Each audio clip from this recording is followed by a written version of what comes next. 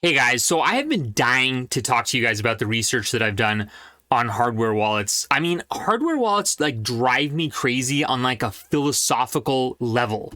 Like, are you telling me that Bitcoin is the future of money for the entire world, but I have to buy like a gadget from some company that isn't even in the United States? The two main manufacturers aren't even in the United States. Like, in order to store my future money, that's like the best thing in the world, I have to buy like a toy, like a little gadget from somebody. Okay, so enough of that. I've prepared a deep dive into hardware wallets for you guys tonight, and this is not just the how do you set up your hardware wallet, plug it in. This is nothing like that. This is like a deep dive into like, should you use one, pros and cons, like technical stuff. This is going to be an awesome video.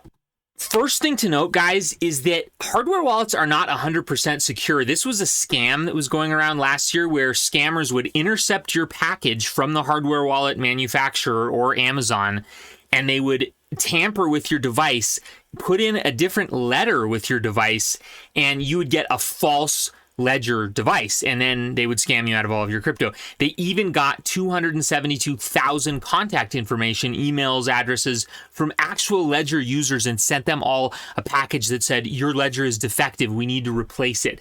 So that's kind of scary. We're going to talk about some other reasons why these are not always 100% reliable. This was another scam, and the scammers even shrink wrapped the ledgers so it would look real. And they put this letter in with the package that also looks real. So let's start out with some basics. You guys might already know this, but your crypto is not actually stored in a wallet, whether it's a hot wallet, a software wallet, an iPhone app, or a hardware wallet. It's stored on the blockchain. And if you go to Etherscan or BSC Scan and you put your wallet address in to this website, you can see all of your crypto holdings. You can see all the recent transactions. Your crypto is actually on the blockchain. The hardware wallet or any given wallet is just a tool to interact and see the crypto on the blockchain. Now, one of the most frustrating parts about using Bitcoin is you have to generate a seed phrase somehow. And wherever you're getting your seed phrase, whether it's from MetaMask, whether it's from this website that I'm about to show you, or a hardware wallet, you never really know if you can trust them for sure. And I know I'm being a little bit paranoid, you guys, but I'm making this video with the assumption that like some of us are going to be storing like our life's wealth in Bitcoin, right? I mean, it is the future of money, right? So if we're storing our life's wealth, we need to talk about like these nitty-gritty details. This is one way to generate a seed phrase. It's this website called bitaddress.org, and you literally just drag your mouse along the website to do random dots that presumably no other human has ever done. Just doing random dots, and it generates a seed phrase for you. You can see right there, it shows the percentage of how much done it is, 85, 87, 90. And when you're done, you have this seed phrase generated. Here it is. I'm probably not going to use this now because I showed it to you guys, but you get a public key and a secret phrase that you're not supposed to share with anybody. This private key is your seed phrase that, belongs to you and you're not supposed to share. Nobody go out and use this one. This is now compromised because I'm showing it to you. So this is just one method to generate a seed phrase for you. Now, do you trust this website, bitaddress.org? Are they going to have a back-end bot that steals your crypto? I don't know, and you don't know. Sorry about that. Woo! I had to turn my air conditioning off. It's 86 degrees in here. I like it hot. It's desert heat. It's good. It's healthy. We got to sweat a little bit. Bitcoin is digital money, so no matter what you do, you're going to have to trust somebody to generate your seed phrase. There are some advanced scripts and codes that you can download and you can run them on your PC and isolate it from the internet. And I mean, if you guys want to geek out on that, go for it. But this is about as geeky as I can get. Okay, I'm going to cover some nitty-gritty details now. I made some notes. I'm going to read this with you guys. Do not click off the video. You're telling me that you're going to store your life's wealth of crypto, your millions of dollars, everything in a hardware wallet, and you're not even going to listen to 5 minutes of my video telling you what the hell is going on in your hardware wallet? Strap in and listen up. Okay, do you really need one? Yes, you really need one. They're not perfectly safe, but I still think they're the best option available. It's still annoying that you have to buy someone's product to store your Bitcoin, but it's still the best option as of right now. You're also trusting their random seed phrase generator. We already went over that. Why now? So why am I talking about hardware wallets right now? Well, centralized exchanges, as you guys know, have been compromised recently. Celsius Network, some other ones. not your keys, not your coins. So you want to get your crypto off of exchanges. 85% of my followers said they are uncomfortable using a hardware wallet, so that's why I'm making this video. If you lose your hardware wallet, a crook or criminal cannot get into it and steal your crypto. I really like that because I was like, what if I lose my wallet? I have my seed phrase like written down somewhere, right? But I lost my wallet. Can someone get into my crypto? No. We're going to go into why they can't. Because there's 3 protective mechanisms on a hardware wallet. There's your seed phrase, which we already know about. Then there's this passphrase, which is also called an extra word or a 25th word, and it's used with this BIP 39 framework, coding framework. That is like another little add-on to your seed phrase that most hardware wallets allow you to use, and that gives you an extra layer of protection. You can also set a PIN number for your hardware wallet, which is basically, it protects anyone from just even opening it up at all and looking at what's inside or looking at the software. So the PIN number would stop crooks right away because they couldn't even get in. But I did read some articles that some crooks can tamper with your device even if they don't know the PIN number. So again, it's digital money. There's going to be some digital vulnerabilities, right? That was kind of the ultimate compromise I had to make, you guys, was I had to tell myself, like, look, it's never going to be, I'm kind of a perfectionist, like an OCD perfectionist. It's never going to be perfect because it lives in digital world. So it's never going to be perfect. All right.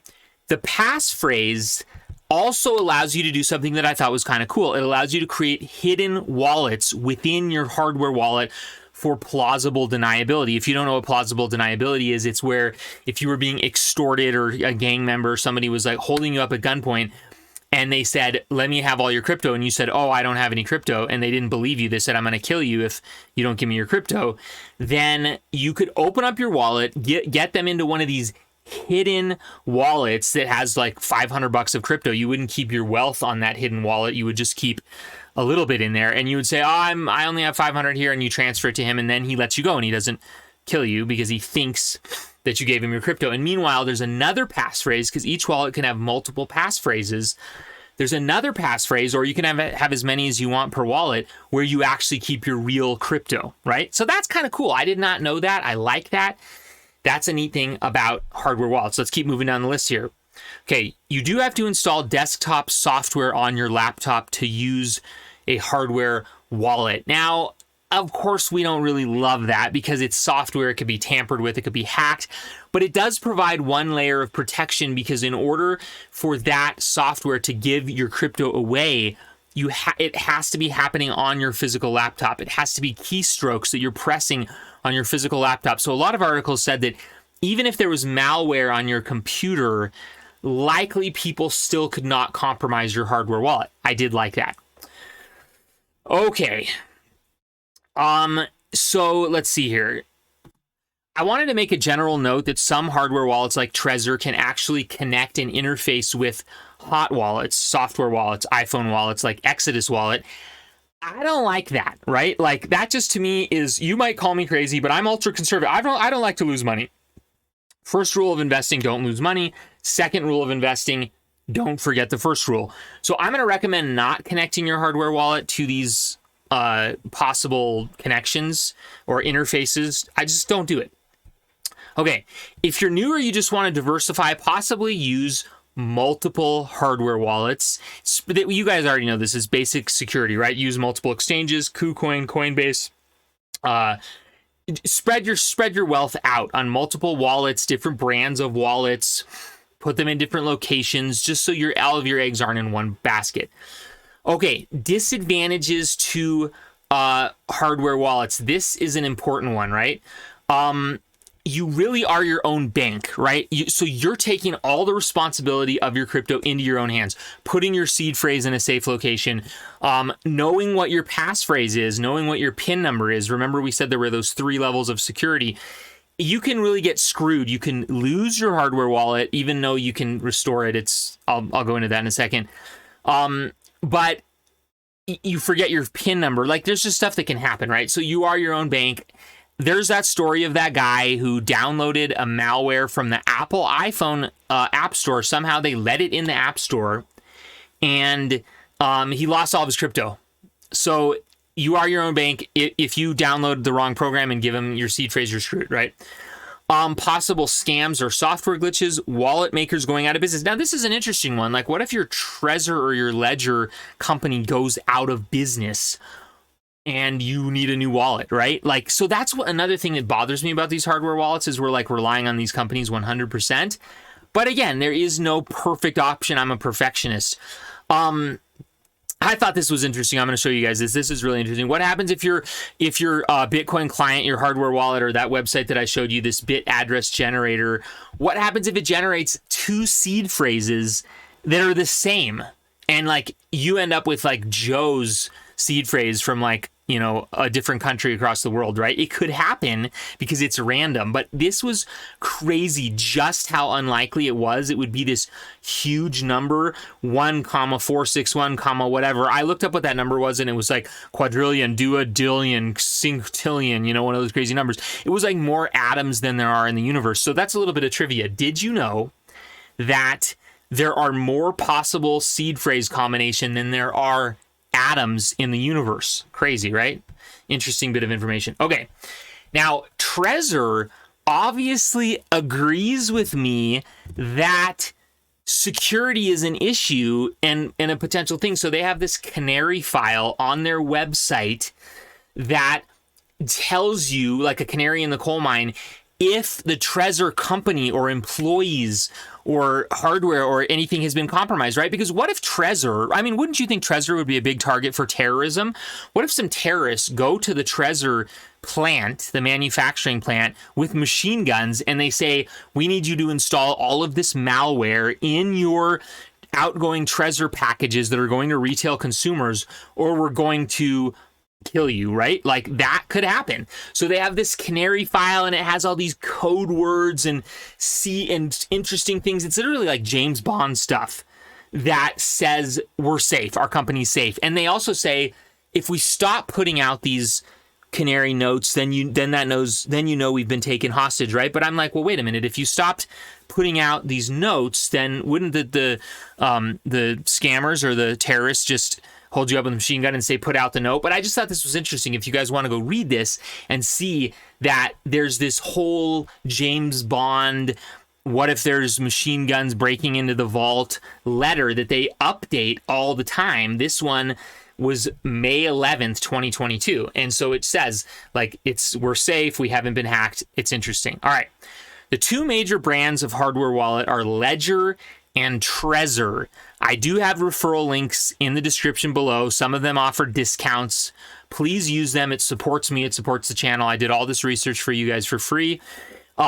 Now, Ledger and Trezor, I would stick with these. There are some other off brands, but I kind of tend to want to go with the bigger brands because there's so many people trusting them, so many millions and billions of dollars. I just feel like they kind of have their act together more. I'm not going to go into the different models of each one, like they've got the Trezor Model T and the starter pack and all this, because I thought that would just kind of bore you guys. I'm going more into like the fundamentals of hardware wallets in this video, but you can go read about them.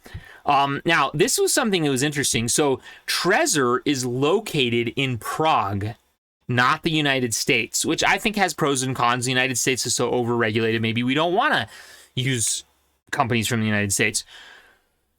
Ledger is located in Paris, France.